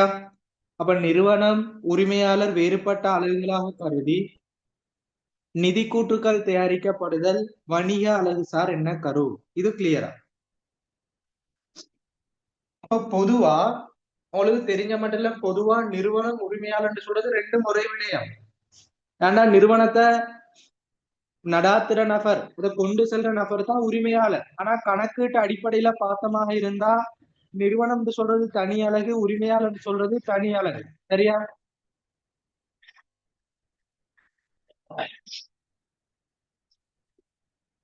அப்ப உரிமையாளர் நிறுவனம் வெவ்வேறுபட்ட விடயங்கள், தனித்தனி விடயங்கள் என கருதிதான் நாங்க நிதி கூற்றுக்களை தயாரிக்கணும். அதாவது 5 நிதி கூற்றுகள், வருமான கூற்று, நிதிநிலைமை கூற்று பொதுவாக சொல்றேன். இந்த நிதி கூற்றுக்களை தயாரிக்கும் போது உரிமையாளர் வேறு நிறுவனம் வேறு என கருதி நிதி கூற்றுக்களை தயாரிச்சா அது வணிக அலகுசார் எண்ணக்கரு. இது கிளியர்னா செக்ல போடும். ஓகேயா? இங்க உரிமையாளர் என்று சொல்றது ஒரு தனிப்பட்ட நபர், நிறுவனம் என்று சொல்றது ஒரு தனிப்பட்ட அலகு. இந்த நிறுவனத்தை உரிமையாளர் நடாத்துறாரு. எனவே இந்த நிறுவனம் இலாபத் அல்லது நட்டத்தை உழைத்து உரிமையாளருக்கு வழங்கும். இப்படிதான் வணிக அலகு சார் சொல்லப்படுது. நிறுவனத்தை யாரு நடாத்துறது? உரிமையாளர். இந்த உரிமையாளர் நிறுவனத்தை கொண்டு செல்றதுக்கு நடாத்துறதுக்கு இந்த நிறுவனம் என்ன செய்யுமாம்? இலாபம் அல்லது நட்டத்தை உழைத்து கொடுக்குமா? அப்ப நிறுவனம் சொல்றது தனி அலகு, உரிமையாளர் சொல்றது தனி அலகு. இப்படி தனித்தனியா கருதிதான் நாங்க வருமான கூற்று, நிலைமை கூற்றுக்களை தயாரிப்போம். அதுதான் வணிக அலகு சார் என்ன கருத்து. சரியா? இப்ப எழுதி கொள்ளுங்க. வணிக அலகு சார் என்ன கருவு கீழே வரை இலக்கணத்தை எழுதி கொள்ளுங்க.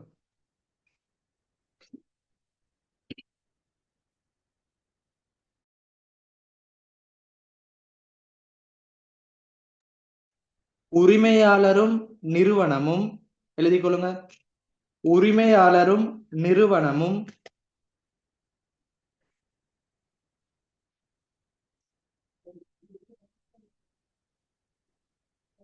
உரிமையாளரும் நிறுவனமும்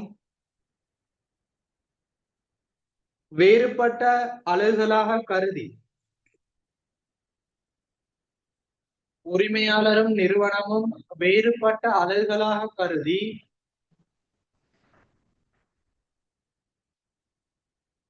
நிதி கூற்றுக்கள் தயாரிக்கப்படல் வேண்டும்.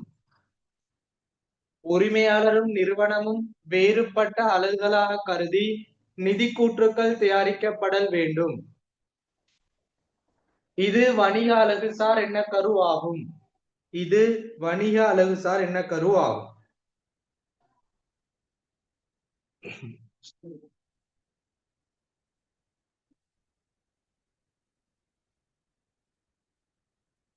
தொடர்ந்து எழுதுங்க.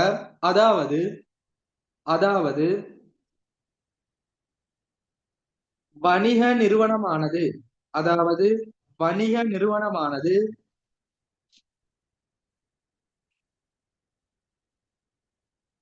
அதன் உரிமையாளரிடமிருந்து இப்ப நாங்க புதிய சிலபஸ் அடிப்படையில உரிமையாளர் சொல்லுவோம் அல்லது முதலீட்டாளர் சொல்லுவோம். எல்லாம் ஒரே விட. சரியா? இத தெளிவான முறையில தெரிஞ்சு கொள்ளுங்க. இப்போ உரிமையாளர், முதலீட்டாளர் எல்லாம் ஒரே விடையா. வணிக நிறுவனமானது அதன் உரிமையாளரிடமிருந்து சுயாதீனமான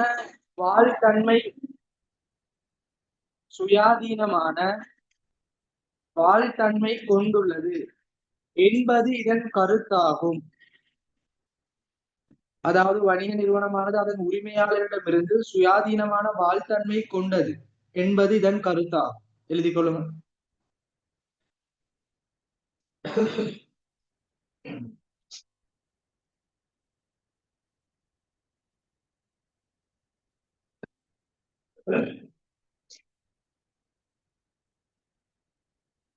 சரியா? அப்ப நிறுவனம் சொல்றது ஒரு தனிப்பட்ட விடயம், உரிமையாளர் சொல்றது ஒரு தனிப்பட்ட விடயம். இரண்டையும் தனித்தனி விடயங்களாக கருதி நிதி கூற்றுக்களை தயாரிச்சா அது வணிக அலகு சார் என்ன கருத்து. அப்ப இந்த நிறுவனத்திலிருந்து உரிமையாளர் சொல்றது ஒரு சுயாதீனமான வாழ்வு தன்மை கொண்ட ஒரு நபர். ஓகே, அடுத்த இறுதியா எழுதி கொள்ளுங்க. இறுதியா அடுத்த வரியில் இங்கு நிறுவனமானது உரிமையாளரினால் மேற்கொள்ளப்படும். இங்கு நிறுவனமானது உரிமையாளரினால் மேற்கொள்ளப்படும்.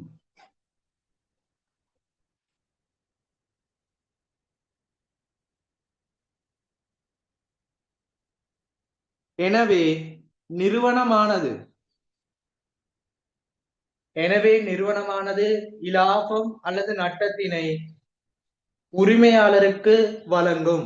எனவே நிறுவனமானது லாபம் அல்லது நட்டத்தினை உரிமையாளருக்கு வழங்கும். இதோட உங்களுக்கு வணியாளர் சார் என்ன கரோட வரை விளக்கணம் முடியுது. இதை எழுதிட்டு கிளியர்னா செட்ல போடுங்க. அடுத்து நாங்க மிக முக்கியமானது உங்களோட பரீட்சைக்கு கேட்கப்படக்கூடிய முக்கியமான பாயிண்ட்ஸுக்கு போக போறோம். இந்த வணிக அலகு சார் என்ன கரு கணக்கீட்டுல எப்படி பயன்படுத்தப்படும், அது பயன்படுத்துற சந்தர்ப்பம் என்னன்னு பார்க்க போறோம். சரியா? இது கிளியர்னா செட்ல போடும். சிம்பிளா விளங்கி கொள்ளுங்க. நிறுவனம் சொல்றது ஒரு தனிப்பட்ட விடயம், உரிமையாளர் சொல்றது தனிப்பட்ட விடயம். நிறுவனத்தை உரிமையாளர் மேற்கொள்றாரு, எனவே நிறுவனம் லாப நட்டத்தை உழைத்து கொடுக்குது. இப்படி தனித்தனியே கருதி நிதி கூற்றுக்களை தயாரிச்சா வணிகாளர் சார் என்ன கரும். நாங்க ஒரு வருமான கூற்றோ நிதிலைமை கூற்றோ தயாரிக்கும் போது நிறுவனம் உரிமையாளர் தனிப்பட்ட அழகுண்டு இடுகோல் எடுத்து நிதி கூற்றுக்களை தயாரிச்சா அது வணிக அழகு சார் என்ன கரும். சரியா? அடுத்து நாங்க என்னென்ன விடயங்களை அடிப்படையா கொண்டு இங்க தயாரிப்போம்னு அடுத்து நாங்க பார்க்க போறோம். அந்த பாயிண்ட்ஸை வச்சுதான் உங்களோட பரீட்சையில உங்களோட பேப்பர்ல உங்களோட எக்ஸாம்ல வினாக்கள் போடப்படும். சரியா? இப்ப முதலாவது என்ன கரு கிளியரா எல்லாருக்கும்?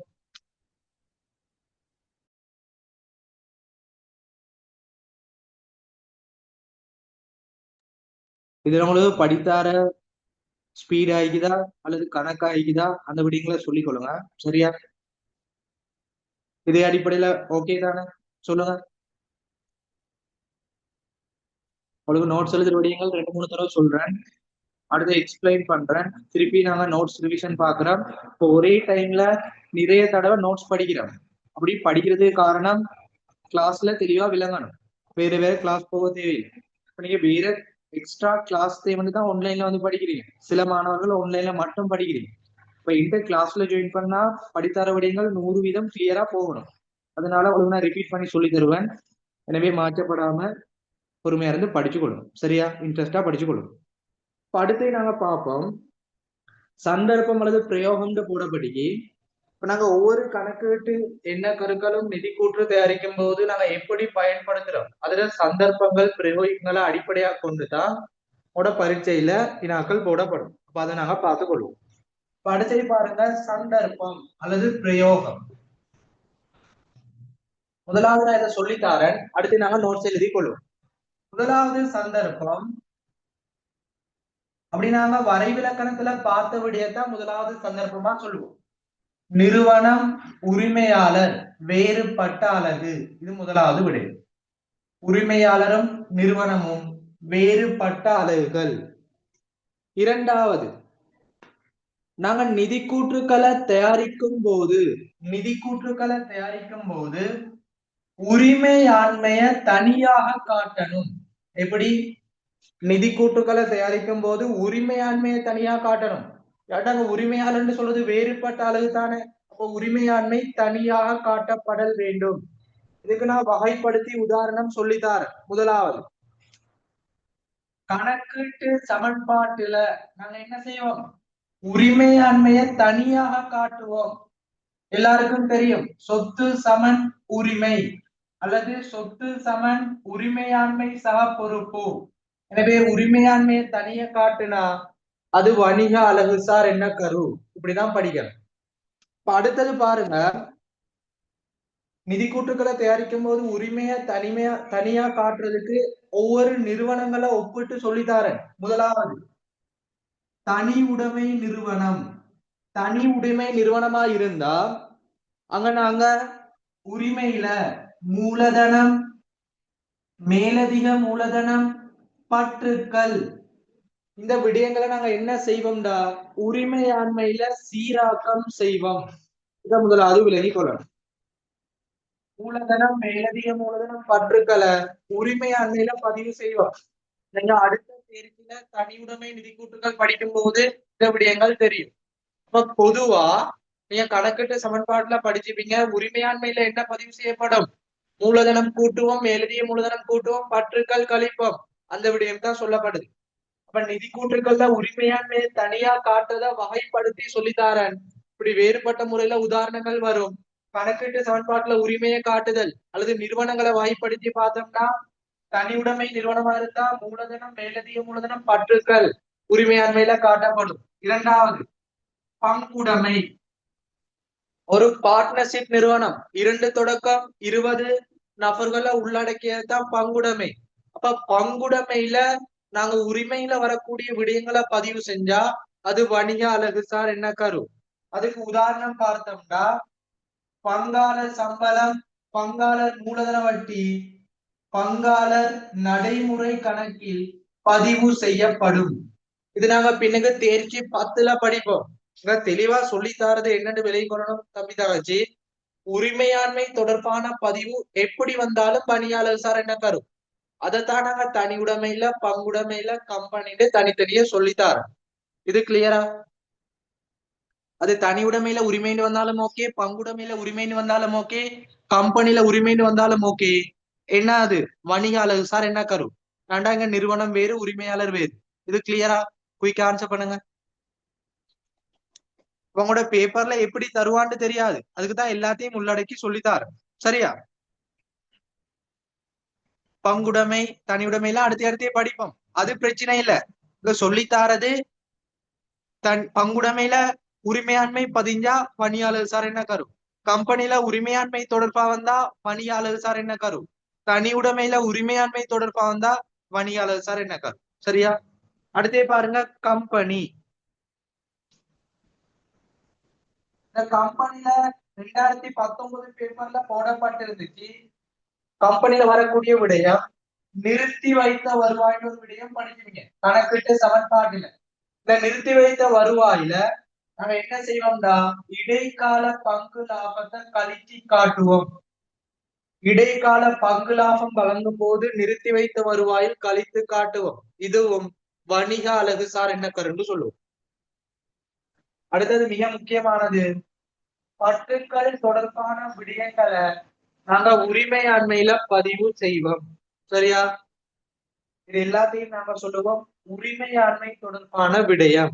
அப்ப முதலாவது சந்தர்ப்பம் நிறுவனம் உரிமையாளர் வேறுபட்ட விடயம். இரண்டாவது சந்தர்ப்பம் நிதி கூற்றுக்கள்ல உரிமையாண்மையை தனியா காட்டுறது, அதுக்குத்தான் முதலாவது கணக்கீட்டு சமன்பாட்டுல உரிமையை காட்டுறது. இரண்டாவது தனியுடைமைன்னு வந்தா மூலதனம் மேலதிக மூலதனம் பற்றுக்களை காட்டுறது.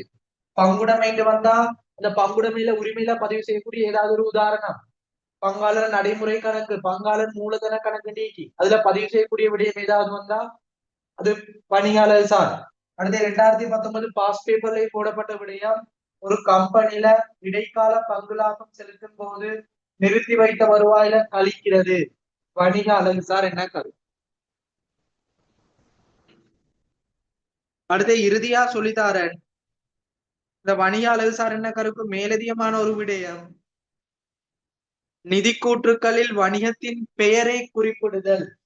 நிதி கூற்றுக்கள்ல வணிகத்துல பெயரை குறிப்பிட்டா அது வணிகாளர் சார் என்ன கரும். நீங்க படிச்சுப்பீங்கல்ல 31/3/2027 முடிவடைந்த ஆண்டுக்கான வருமான கூற்று, அதுக்கு முன்னாக பெயர் குறிப்பிடுவோம். ஏபிசி நிறுவனத்தின் 31/3/2027 முடிவடைந்த வருடத்துக்கான வருமான கூற்று, அந்த ஏபிசி நிறுவனம் பெயர் குறிப்பிட்டா பணியாளர் சார் என்ன கரும். ஏன்னா உரிமையாளர் வேறு, நிறுவனம் வேறு. எனவே நிறுவனத்துல பெயர் குறிப்பிட்டா அது பணியாளர் சார் என்ன கரும். சரியா? அப்ப இந்த சந்தர்ப்பங்கள் தான் உங்களோட பேப்பருக்கு டிரெக்டா வரப்போகுது. இது கிளியராண்டு செட்ல போடும். இப்ப நாங்க நோட்ஸ் எழுதணும்னா இன்னும் 100% கிளியரா போகும். இப்ப உங்களுக்கு ஒரு ஐடியா வந்துக்குதா, வணிக அலகு சார் என்ன கருண்டா என்னென்ன விடயங்கள் உங்களுக்கு பாயிண்ட்ஸ்ல வரும், எப்படி உங்களுக்கு கேள்விக்கு கேட்பாங்க சொல்லிக்கொள்ளுங்க பாப்போம். அன்மியூட் பண்ணிட்டு சொல்லுங்க. முதலாவது சஹ்னாஸ், சொல்லுங்க பாப்போம் கிளியரா.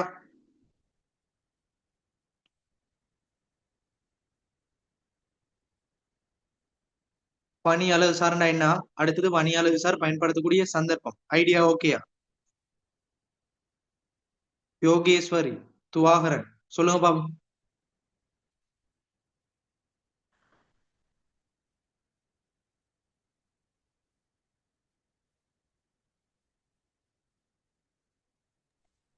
வணிக அலகு சார்ந்த வரைவிலக்கணம். சொல்லுங்க தம்பி. வணிக அலகு சார்ந்த வரைவிலக்கணம் கேட்பினோம். பணி அலகு சார வரைவிலக்கணம் தம்பி கேட்க மாட்டாங்க, சில சந்தர்ப்பங்கள்ல வரலாம். எங்களுக்கு தேவையானது இந்த பயன்படுத்தக்கூடிய சந்தர்ப்பங்களும் அதுல வரைவிலக்கணத்துல முக்கியமான வச்சுதான் கேள்வி கேட்பாங்க. சரியா? ஓகே, இப்ப நாங்க எழுதி கொள்ளுவோம்.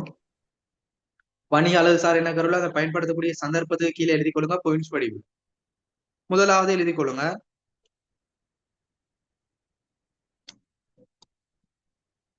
நிறுவனம் மற்றும் உரிமையாளர் தனிப்பட்ட அலகுகள். முதலாவது நிறுவனம் உரிமையாளர் தனிப்பட்ட அலகுகள்.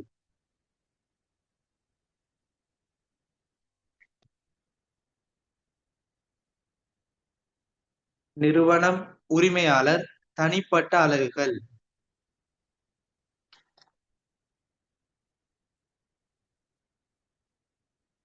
இரண்டாவது எழுதி கொள்ளுங்க.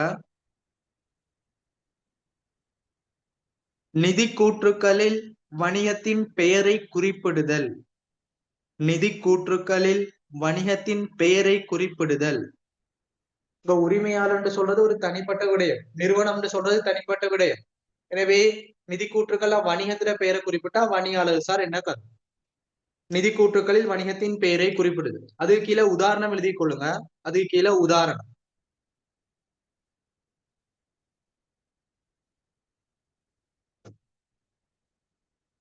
நிதி கூற்றுக்களில் வணிகத்தின் பெயரை குறிப்பிடுது. உதாரணம் போட்டுக்கோங்க. அமல் வணிகத்தின் 31/3/2027 முடிவடைந்த ஆண்டுக்கான வருமான கூற்று. அமல் வணிகத்தின் 31/3/2027 முடிவடைந்த ஆண்டுக்கான வருமான கூற்று. அதுல அண்டர்லைன் பண்ணிக்கோங்க அமல் வணிகம். முதலாவது நிறுவனம் உரிமையாளர் தனிப்பட்ட அலகுகள். இரண்டாவது நிதி கூற்றுக்களில் வணிகத்தின் பெயரை குறிப்பிடுதல். அதுக்கு உதாரணம் அமல் வணிகத்தின் 31/3/2027 முடிவடைந்த ஆண்டுக்கான வருமான கூற்று. இப்ப நிதி கூற்றுக்களை பெயரை குறிப்பிட்டா வணிக அலகு சார் என்ன கருத்து?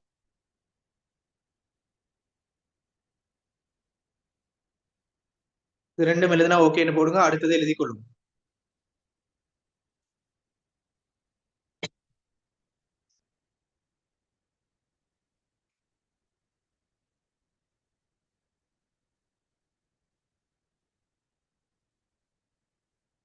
அடுத்து மூன்றாவது எழுதி கொள்ளுங்க.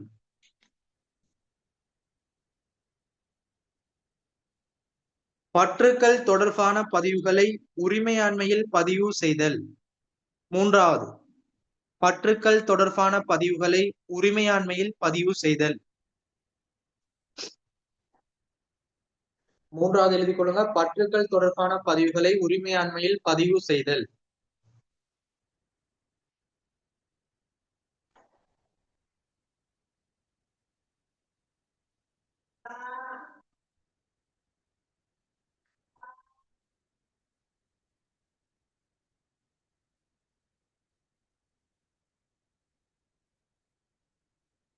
அடுத்து நான்காவது எழுதி கொள்ளுங்க.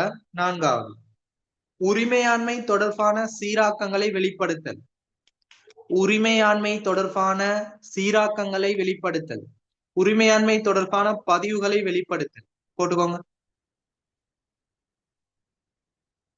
உரிமையாண்மை தொடர்பான சீராக்கங்களை வெளிப்படுத்தல்னு போடுங்க. அது கீழே ஒவ்வொரு விடயங்களா வகைப்படுத்தி நோட்ஸ் தான். உங்களுக்கு பேப்பர்ல எப்படி வந்தாலும் ஆன்சர் பண்ணணும். அதுக்கு தெளிவான முறையில படிச்சுக்கொள்ளும். சரியா? உரிமையாண்மை தொடர்பான பதிவு அல்லது உரிமையாண்மை தொடர்பான சீராக்கங்களை வெளிப்படுத்து. அது கீழே எழுதி கொள்ளுங்க. முதலாவது நிதி நிலைமை கூற்றில் உரிமையாண்மையை வெளிப்படுத்தல். அது கீழே முதலாவது நிதி நிலைமை கூற்று படிக்கிறோம். சொத்துக்கள் பொறுப்புகள் உரிமையாண்மை. அதுல உரிமையாண்மை தனியை காட்டுவோமே அது வணிகாளர் சார். எனவே நிதி நிலைமை கூற்றில் உரிமையாண்மையை வெளிப்படுத்தல்.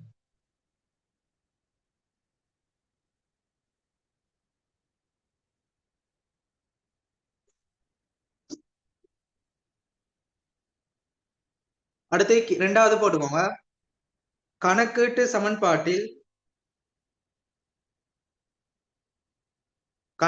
சமன்பாட்டில் உரிமையாண்மையை தனிக்கூறாக வெளிப்படுத்தல். கணக்கீட்டு சமன்பாட்டில் உரிமையாண்மையை தனிக்கூறாக வெளிப்படுத்தல். கணக்கீட்டு சமன்பாட்டில் உரிமையாண்மையை தனிக்கூறாக வெளிப்படுத்தல். அது கீழே உதாரணமா போட்டுக்கோங்க. சொத்துக்கள் சமன் உரிமையாண்மை சக பொறுப்பு. கணக்கீட்டு சமன்பாட்டில் உரிமையாண்மையை வெளிப்படுத்தல். இது ரெண்டையும் எழுதுனா ஓகேன்னு போடுங்க. இறுதியா இந்த உரிமையாண்மை தொடர்பான சீராக்கத்தை வணிக அமைப்புகள் வணிகங்களை வகைப்படுத்தி உதாரணம் தார்.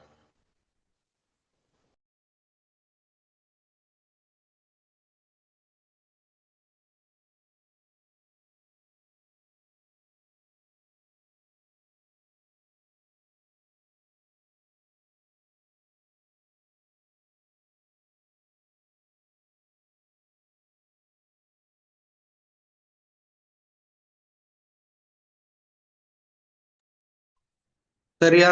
இப்ப நாங்க தனியுடைமை பங்குடைமை வணிகம்னு போட்டு நோட்ஸ் எழுதிக்கொள்ள போறோம். உதாரணத்துக்கு அது கீழே போட்டுக்கோங்க.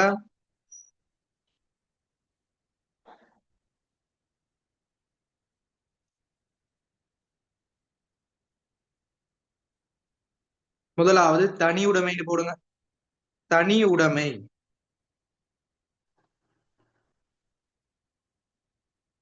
அதுக்கு உதாரணம் சைட்ல போட்டுக்கோங்க. தனி உடைமைன்னு போட்டு மூலதனம் கமா பற்று கமா மேலதிக மூலதனம், மூலதனம் கமா பற்று கமா மேலதிக மூலதனம் உரிமையாண்மையில் பதிவு செய்தல். தனி உடைமைன்னு போட்டு சைட்ல போட்டுக்கோங்க அல்லது கீழே எழுதி கொள்ளுங்க.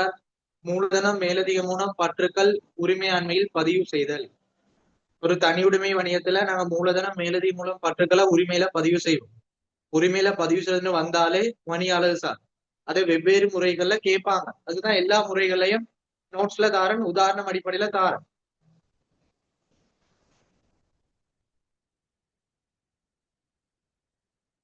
அடுத்த இரண்டாவது பங்குடைமைன்னு போடும்.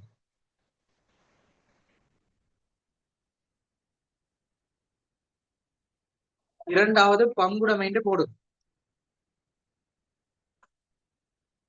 அப்ப பங்குடைமையில உரிமையாண்மைன்னு சொல்றது பங்காளர் நடைமுறை கணக்கு, மூலதன கணக்கு. இது பின்னுக்கு நாங்க 10வது பாடத்துல படிப்போம். சும்மா நார்மலா உதாரணம் மட்டும் எழுதி கொள்ளும். பங்காளர் சம்பளம், பங்காளர் மூலதன வட்டி, பங்காளர் சம்பளம், பங்காளர் மூலதன வட்டி நடைமுறை கணக்கில் செலவில் பதிவு செய்தல். பங்காளர் சம்பளம், பங்காளர் மூலதன வட்டி நடைமுறை கணக்கில் செலவில் பதிவு செய்தல். எழுதி கொள்ளும். பங்காளர் சம்பளம், பங்காளர் மூலதன வட்டி நடைமுறை கணக்கில் செலவில் பதிவு செய்யப்படல். எங்களுக்கு தேவையானது உரிமைன்னு வந்தா வணியாளர் சார், அது மட்டும் தெரிஞ்சா போதும். இது என்னென்ன அடிப்படையில எப்படி வித்தியாசமா வருமோ அது எல்லாத்தையும் படிச்சா போதும்.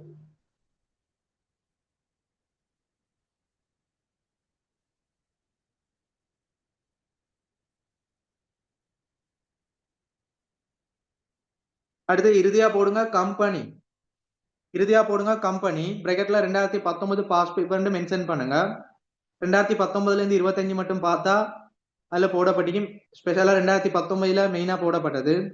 இந்த தரப்படக்கூடிய இந்த நோட்ஸ் அப்படியே கேட்டு இந்த என்ன கருன்னு கேட்டான். எனவே எழுதி கொள்ளுங்க.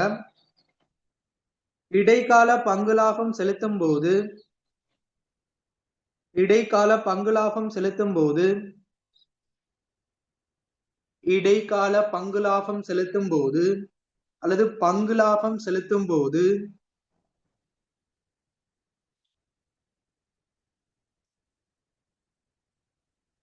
இடைக்கால பங்கு லாபம் அல்லது பங்கு லாபம் செலுத்தும் போது நிறுத்தி வைத்த வருவாயில் கழித்தல் வேண்டும்.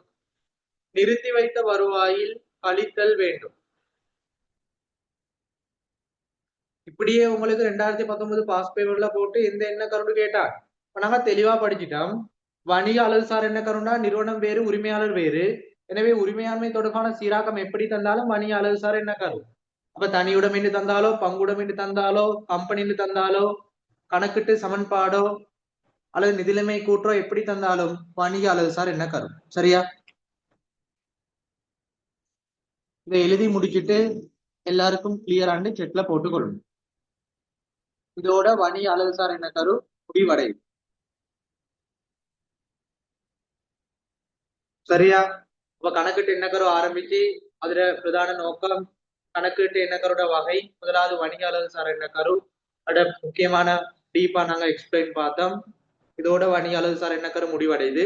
இப்படிதான் நாங்க இன்ஷால்லா தொடர்ச்சியான முறையில இந்த செகண்ட் டைம் சிலபஸ்ல இருந்து இறுதியா 16வது பாடம் வரைக்கும் தியரி படிக்க போறோம். டியூட் போடுவேன். அடுத்து நோட்ஸ் எழுதி கொள்ளுவோம், எக்ஸ்பிளைன் பண்ணுவேன். அடுத்து கொஸ்டின் பாஸ் பேப்பர், முதல் பேப்பர் முழுமையா போடுவேன், ஆன்சர் பார்ப்போம். ரிவிஷன் செமினார் எல்லாம் செஞ்சு தருவேன். எனவே தொடர்ச்சியான முறையில கிளாஸ் கட் பண்ணாம படிச்சு கொள்ளுங்க. உங்களோட நண்பர்கள் இருந்தா அவங்களுக்கும் இந்த ரெக்கார்டிங்கை ஷேர் பண்ணி கொள்ளுங்க. கிளாஸ்ல ஜாயின் பண்ணி படிக்க சொல்லுங்க. இது உங்களுக்கு பேமெண்ட் கிளாஸ் தான்.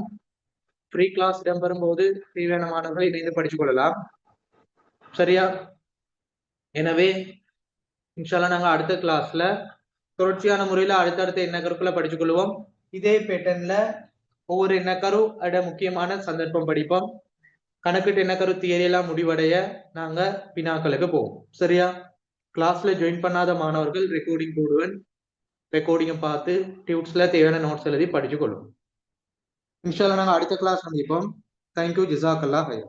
எல்லாருக்கும் கிளியர்னா செட்ல போட்டுக்கொள்வோம்.